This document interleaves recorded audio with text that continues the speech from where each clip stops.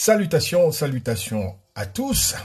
Salutations, disons d'abord aux Africains, Africains descendants. Salutations aux coiffrologistes. Salutations aux amis des Africains, Africains descendants dans le monde. Aujourd'hui, là présentement, je vais vous présenter au cours de cette mini-conférence quelques concepts clés dont je voudrais que la jeunesse africaine s'équipe pour pouvoir comprendre une certaine réalité qui est triste, mais qui est là, qu'il faut qu'il commence à intégrer. Ça fait partie des concepts, des travaux qui émergent de la coiffrologie. Vous pourrez approfondir vos connaissances en vous inscrivant à nos cours à travers l'Institut des études du monde africain contemporain ou alors en rejoignant notre organisation Global Coiffro dans laquelle nous dispensons ces cours où nous expliquons ces choses, où nous préparons la jeunesse africaine à comprendre justement et à sortir de ces situations. Donc, puisque nous sommes dans l'ère des paradigmes nouveaux, nous sommes dans l'ère des paradigmes africains, afro-descendants, panafricains, voilà, nous en avons à vous offrir. Nous avons donc, à travers la coiffrologie qui est le grand paradigme qui ouvre la porte à tous ces paradigmes. Donc, le paradigme des paradigmes, donc la coiffrologie qui nous permet comme ça de découvrir à travers les travaux du professeur Mpekeng-Tonga Meyodi que je suis. D'abord, on est dans, pas seulement la coiffrologie, nous sommes surtout dans l'un des aspects cruciaux de la coiffrologie qui est la local stratégie, qui n'est rien d'autre qu'un autre concept développé par le professeur Mpekeng-Tonga. Donc, ces concepts constituent des outils de diagnostic de la pathologie actuelle de l'Afrique et les leviers pour la restauration de l'ordre africain, ROA. Voici donc la définition de ces concepts clés pour la Renaissance et le nouvel ordre africain global. Il y a d'abord, en premier, le temporalisationnisme. Je reprends. Le temporalisationnisme. On va vous mettre tout ça dans le descriptif de cette vidéo. Le temporalisationnisme est la pathologie intellectuelle qui consiste à maintenir l'Afrique dans une salle d'attente historique. Donc la vraie définition, c'est que c'est une stratégie de domination qui impose aux Africains l'idée qu'ils ne sont pas encore prêts pour la pleine souveraineté ou pour certains modèles de développement.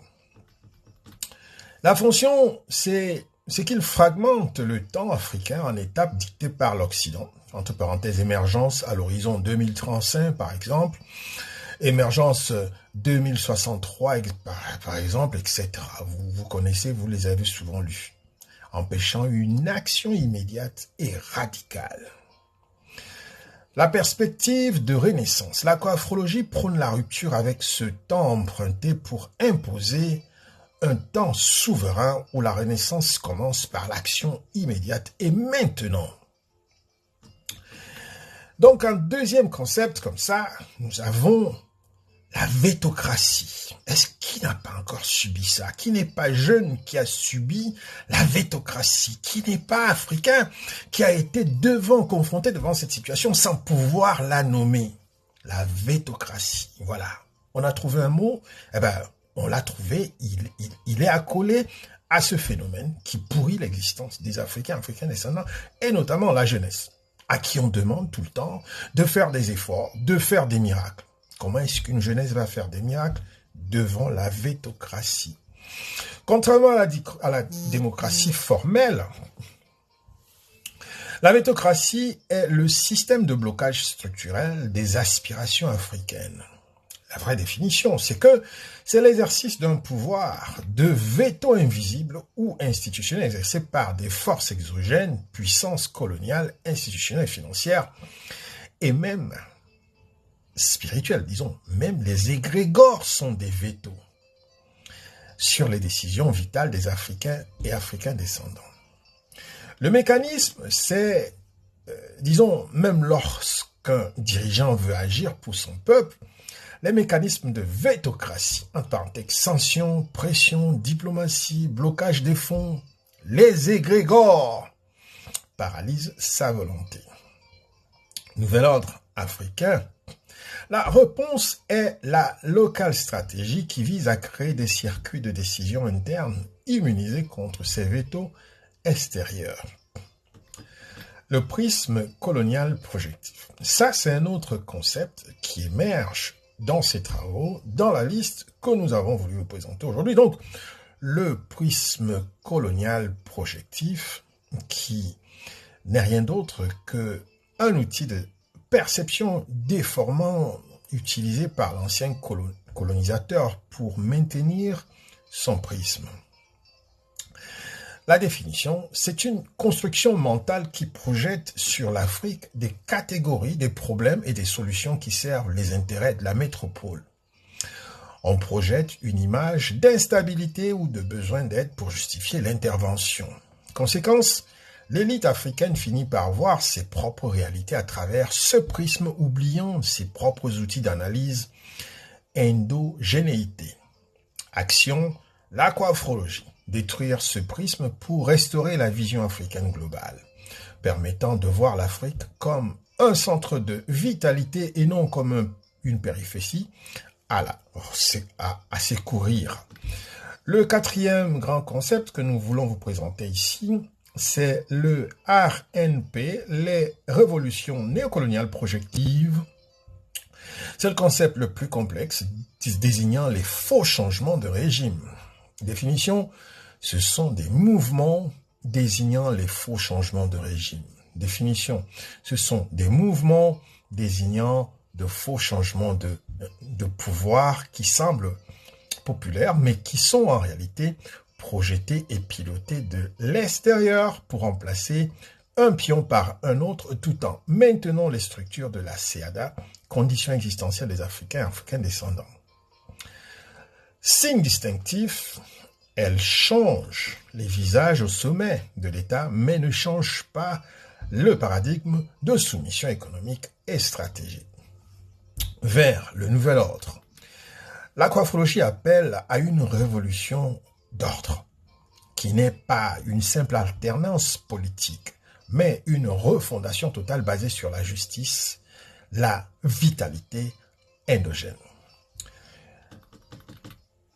Voilà, donc nous avons pu ici vous présenter quelques concepts clés qui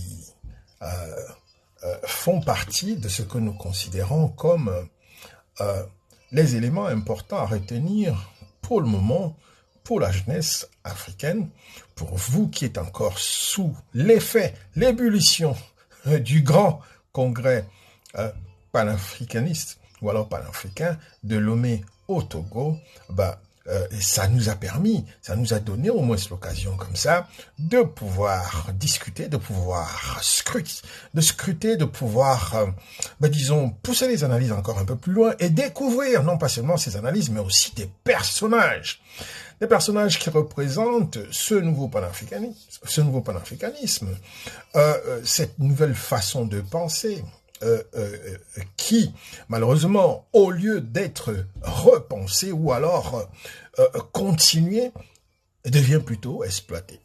Au lieu d'avoir des apports qui sont des apports significatifs, devient plutôt un outil qui permet à faire vivre certains, à faire exister certains, à faire leur petit spectacle à certains, alors que nous sommes devant une situation d'urgence. Notre urgence, vous voulez la savoir, c'est la CEADA. Nous autres, on est dans cette perspective-là. On n'a pas impressionné les Africains outre mesure si nous sommes conscients qu'il y a plus d'un million d'Africains qui sont dans la souffrance, dans la misère, à cause des structures coloniales qui sont dans nos États, qui rendent les uns et les autres complètement maboules, et on se dit, on va venir faire les zouaves, parader, faire du n'importe quoi devant tout le monde, et comme ça créer des conditions pour diviser la maison panafricaine. Non. On va travailler pour qu'on trouve des solutions à cela. Nous sommes tous souffrants. Nous sommes tous souffrants de la colonisation. Mais dans la souffrance que nous avons de la colonisation, il faut que les uns et les autres, les intellectuels africains, pensent à s'auto-soigner, qu'ils pensent à se guérir eux-mêmes. Moi, c'est parce que je voulais me guérir moi-même contre mes propres démons de la colonisation qui étaient en moi, qui sont encore aussi en moi, que j'ai créé la coiffrologie. Donc la coiffrologie, c'est pas une sinécure. C'est un travail progressif que chacun doit amorcer sur lui-même. Le tout, c'est de ne pas s'installer dans ce que nous avons présenté ici comme étant d'abord le temporalisationnisme. Il faut qu'on sorte de ces façons de penser, ces syndromes, ces problèmes, ces façons de voir le monde, que pour notre propre intérêt d'abord. Et même s'il faut qu'on voit les choses dans notre propre intérêt, il faut qu'on voit aussi l'intérêt thérapeutique. Nous sommes tous des malades. Nous, les Africains, nous sommes tous souffrants. Nous souffrons tous de la colonisation parce qu'elle a déformé les uns et les autres. Et il faut qu'on se retrouve. Il faut qu'on se retrouve, qu'on se reconstruise pour pouvoir aborder les grands chantiers qui sont les nôtres. C'est un travail complexe. C'est un travail qui va nous prendre du temps. Ça ne va pas se passer comme ça, en claquant du doigt. Il faut découvrir la coiffrologie, il faut travailler dans la coiffrologie, il faut apporter sa plus-value dans la coiffrologie et à partir de ce moment-là, nous saurons comment juger les uns et les autres dans quelques temps, dans quelques années, en fonction des résultats que nous aurons sur le terrain. N'oubliez pas, nos résultats, c'est pas seulement l'amélioration de ta condition à toi, seul, non, c'est l'amélioration de notre condition à nous, tous les Africains. Et ça, c'est la magie. Et ça, c'est le défi que je lance à tous les économistes africains, à tous les spécialistes en je ne sais pas quoi, pour que nous soyons capables de trouver une formule magique qui permette à ce que les Africains, nous ne soyons pas riches de façon individuelle, mais que nous soyons riches tous dans la foulée. Que nous soyons en mesure de créer des sciences, que nous soyons en mesure de créer des concepts paradigmatiques pour l'enrichissement de tout le monde, pour la sortie du marasme dans lequel nous nous trouvons de tout le monde. C'est le défi. C'est le défi que nous ont laissé nos aînés, qui n'ont pas pu avoir les opportunités que nous avons aujourd'hui avec le digital, le numérique, j'en passe et d'autres. C'est là où on attend les uns les autres. Et c'est là où moi je lis mes autres collaborateurs, mes autres collègues africains. Ce n'est pas dans le bavardage, c'est pas dans les insultes, c'est pas dans le verbiage inutile sur les réseaux sociaux. Nous devons travailler. Le cadre est là. La coiffrologie a sorti le cadre. C'est la CEADA. Quand vous lisez la CEADA, quand vous découvrez la CEADA, c'est notre condition existentielle africaine et afrodescendante. C'est là où nous devons travailler. C'est là notre chantier. C'est pas de raconter des histoires, c'est pas de monter, descendre, organiser des conférences avec des thématiques à n'en pas finir qui ne nous apportent aucune solution, mais qui nous font tourner en rond dans le temporalisationnisme, en fait, qui ne dessert pas l'Afrique, mais qui dessert les impérialistes. Faisons attention. Nous avons aujourd'hui une science qui nous permet de jauger les actes, les actions intellectuelles, académiques des uns et des autres. Commençons à être productifs dans notre travail intellectuel pour l'Afrique. Voilà, les pays de l'AES nous ont mis devant un défi. Et devant ce défi-là, nous commençons à voir tomber des personnes qui sont venues, qui se sont jetées comme ça sur le continent en se disant oui, ils ont des connaissances, ils viennent travailler, ils viennent faire ça. Mais vous ne pouvez pas aider l'Afrique. Vous ne pouvez pas comprendre l'Afrique si vous ne vous êtes pas décolonisé, si vous ne vous êtes pas désintoxiqué, si vous ne vous êtes pas aseptisé des concepts, des paradigmes exogènes que vous appliquez pour résoudre les problèmes africains. Non, vous pouvez pas venir vous asseoir là, commencer à répéter des vieilles formules. Eh bien, ça fait mal. Pour moi qui suis coiffrologue, ça fait des dissonances cognitives dans la tête. Nous sommes à l'ère du rejet systématique. C'est pas seulement nous les Africains qui le voulons, même les sciences occidentales. Moi, je suis resté à l'université, assis à faire des formations en master où les Occidentaux nous demandent à nous les Africains d'apporter des paradigmes nouveaux pour faire évoluer le monde parce que nous nous trouvons dans une crise. Nous sommes devant une crise. Les Occidentaux sont devant une crise scientifique, une crise épistémologique occidentale aussi. Et vous venez là, on a des conseillers qui vont conseiller les présidents africains avec les mêmes vieilles méthodes, les mêmes vieilles formules que nous autres, on connaît, on a appris tout ça à l'université, on sait ce que c'est, malheureusement. Et on va vous arrêter, on va vous dire non, ça ne marche pas, parce que là, on a une science qui permet de restaurer, mettre tout à l'ordre. Voilà, donc c'était pour ce matin, pour cette mini-conférence. Nous allons essayer de vous en faire de temps en temps pour vous présenter des concepts coiffologiques et vous aider à comprendre. À vous comprendre d'abord vous-même, puis à comprendre le monde dans lequel nous existons. Je vous dis à très bientôt. Ubuntu. Ubuntu Kama. C'est Ubuntu et Kama. Kama comme le must de la spiritualité mondiale universelle. Et Ubuntu comme la base, l'humanité. Et l'humanité qui se repense. Allez, à très bientôt. Au revoir. Mpekentonga, le professeur, mais aussi le fondateur de la coiffologie, la nouvelle science panafricaine, directeur de l'Institut des études du monde africain contemporain et de l'organisation Global Coiffro. Nous vous remercions pour avoir suivi de bout en bout cette mini-conférence. Allez, à très bientôt. Au revoir.